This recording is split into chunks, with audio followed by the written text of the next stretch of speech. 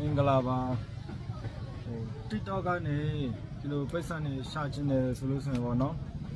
ဆယ်လီဖြစ်စရာလည်းမလိုရုပ်ချောဖို့လည်းမလိုဘူးပေါ့နော်အတိကကိုယ့်ရဲ့အကောင့်ကဂျပန်အကောင့်ဖြစ်ရမှာပေါ့နော်ပြီးတော့မှ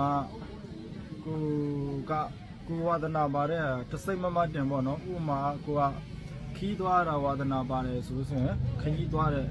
ဟာတွေတင်ပေါ့နော်ခီးသွားတဲ့ဘလော့လေးတွေကိုတင်ပေါ့နော်ကိုကဟင်းချစ်တာတွေဝါဒနာပါတယ်ဆိုလို့ဆိုရင်တော့အချက်ပြုတ်တွေပေါ့နော်စားစရာတောက်စရာလေးတွေကိုဟင်းချစ်တဲ့အခါအဲ့ဒါလေးတွေဗီဒီယိုရိုက်ထားပြီးတော့မှပြန်တင်ပေါ့နော်ပြီးတော့မှကိုကအလှအပတွေဝါဒနာပါတယ်ဆိုလို့ဆိုရင်တော့အလှအပနဲ့ပတ်သက်တဲ့ဟာလေးတွေပညာပေးလေးတွေတင်ပေါ့နော်ပြီးတော့မှကိုကအားကစားဝါဒနာပါတယ်ဆိုအားကစားနဲ့ပတ်သက်တဲ့တင်ပေါ့နော်အဲ့လိုတစ်စိတ်မမဥပမာကိုကစားသောနဲ့ပတ်သက်လို့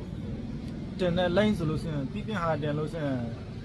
မအောင်မြင်နိုင်ဘူးပေါ့နော်ဘာဖြစ်လို့ဆိုတော့ကိုယ့်ရဲ့ follower ကအဲ့ဒီအစတော့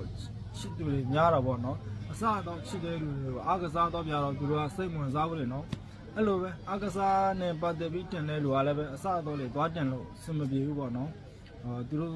follower တွေကအားကစားနဲ့ပတ်သက်တဲ့လူဆိုတော့အဲ့ဒီအားကစားသမားတွေကိုဒီချစ်ပြုတ်တွေသွားပြတော့သူတို့တွေကမကြည့်ဘူးလေနော်ဒါကြောင့်မို့ကိုရဲ့ဝါဒနာပါတာအစတော့လင်းဆိုအစတော့လင်းတလိမ့်မဲတင်ပေါ့နော်ဥပမာခီးသွားဆိုလို့ဆိုရင်ခီးသွားအဲ့လိုမျိုးတင်ပေါ့နော်ဒါဆိုလို့ဆိုရင်ကိုရဲ့ဗီဒီယိုကကောင်းရင်ကောင်းတယ်လို့TikTok ကဒီလိုပိတ်ဆန်နေပေးလိုက်မှာပေါ့နော်စိတ်လီဖြစ်ဖို့လည်းမလိုဘူးရုပ်ချောဖို့လည်းမလိုဘူး TikTok ကနေပိတ်ဆန်ဆိုရှာမယ်ဆိုလို့ဆိုရင်ကိုရဲ့အကောင့်ကတော့တခုတော့ရှိရပေါ့နော်မြန်မာအကောင့်တော့မရဘူးပေါ့နော်ဂျပန်အကောင့်ဖြစ်ရမှာပေါ့နော်ဗီဒီယိုတစ်ပုတ်ကအောင်မြင်တယ်လို့တစ်ပုတ်တဲ့နဲ့လည်းမြန်မာငွေ3သိန်းရရင်ရပါတော့5000ရလည်းရပါတော့ပုံမှန်တော့$ပေါင်းချန်တော့ရကြပါတော့တမနစ်နဲ့အထက်ဗီဒီယိုဖန်နေမယ်ဆိုလို့ရှိရင်လူကြီးများတယ်လို့$ပတ်ချတော့ရပါပေါ့နော်တကယ်လို့ကိုယ့်ရဲ့ဗီဒီယိုတစ်ပုတ်ကပေါက်သွားတယ်လူကြီးများသွားတယ်ဆိုရင်တော့$10 $15တော့ပြေးမလို့ပေါ့နော်အဲ့လိုမျိုးဒေါ်လာစေးတက်တယ်လို့ပတ်စံနေ TikTok ကဒီလိုပေးတာပေါ့နော်ဒါကြောင့်မို့